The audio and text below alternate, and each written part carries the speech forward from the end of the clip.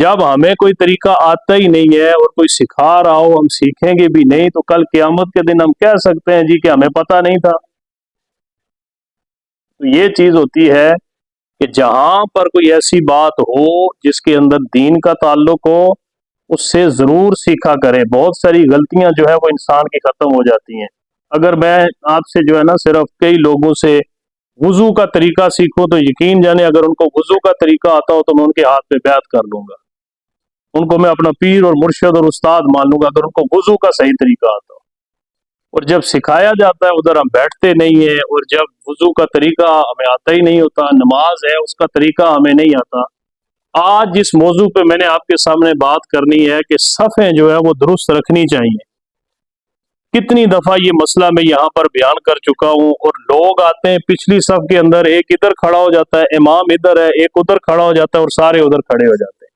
यानी जिस बंदे को सफ के अंदर खड़ा होने का पता नहीं है तो वो कौन सी नमाज पढ़ रहा है। उसको सीखना चाहिए ना कि नमाज का तरीका क्या है, जमात के अंदर शामिल होने का तरीका क्या है, वुजू करने का तरीका क्या है। ये तो हमारे ऊपर यही इल्म है जिसका हासिल करना फर्ज है, जिसके बारे में हुजूर सल्लल्लाहु अलैहि वसल्लम ने फरमाया कि तलबुल इल्म फरीदतुन अला कुल्लि मुस्लिमिन व मुस्लिमा।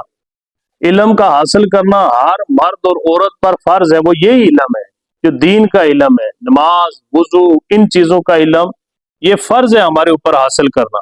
और ये तो वो इल्म है कि आप उलमाए कराम जो है जिनके पास ये इल्म है, आप उनके दरवाजों पे जा जाके उनसे कहें जी मुझे वुजू का तरीका आप सिखाएं, मुझे नमाज का तरीका आप सिखाएं। ये वो इल्म है, बजाय इसके कि कोई सिखाने के लिए बैठा हो, हम वहां पर भी नहीं बैठते और बाद में हालत ये होती है सारी जिंदगी हमें वुजू का तरीका नहीं आता। उस दिन मैंने मसे के हवाले से जो अर्ज किया था कि लोगों को सर के मसे का तरीका नहीं आता, कि सर का मसा ये फर्ज है। वुजू के 4 फर्ज हैं, हाथों का धोना, मुंह का धोना, पाँव का धोना और चौथा ही सर का मसा करना, ये चौथा फर्ज है वुजू का।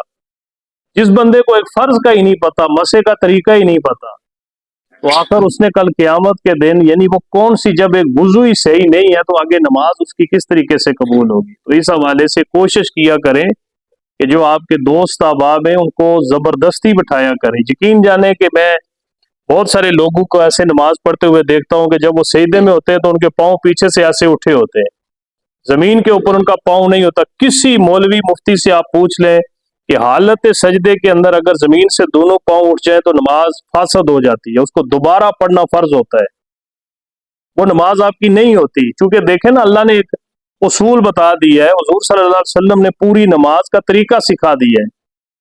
फिर हम कौन सी नमाज पढ़ रहे हैं? जब अल्लाह के बताए हुए तरीके के मुताबिक हम नहीं पढ़ेंगे तो वो हमारी नमाज नहीं है, वो टकरे हैं, टकरे जिनको कहते हैं। कल क़यामत के दिन यही नमाजें और रोजे जो हुजूर ने फरमाया ना कि नमाजियों के मुंह पे मार दी जाएंगी, वो यही नमाजें होंगी जो सही तरीके से हम नहीं पढ़ते। 10-15 मिनट दीन सीखने और सिखाने के लिए, और मेरी कोशिश होती है कि जो मैं चीज देखता हूँ कि ये बहुत जरूरी है, उसी के हवाले से मैं गुफ्तगू करता हूँ। कोई ऐसी, मैं कोई इधर अपने बाप दादे का शजरा आपके सामने नहीं बयान कर रहा होता, या कोई अपनी तारीफें नहीं कर रहा होता कि मैं क्या हूँ या वे क्या है। हदीस मुबारक है और जो हमारी जरूरत की चीजें वो मैं आपको सिखा रहा होता हूँ।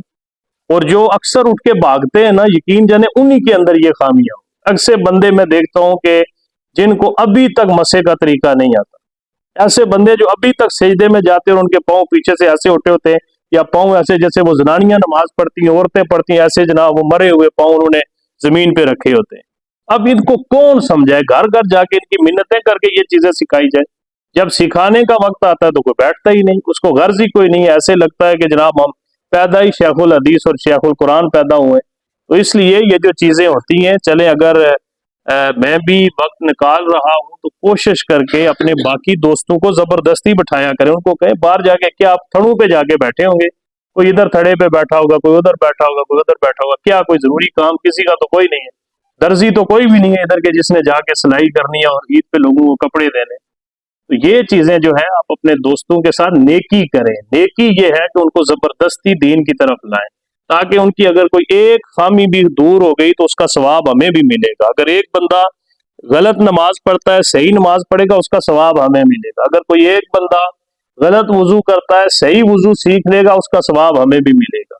अगर कोई बंदा गलत तरीके से कोई अमल करता है کوئی صحیح طریقہ سیکھ لے گا تو اس کا اجر ہمیں بھی ملے گا.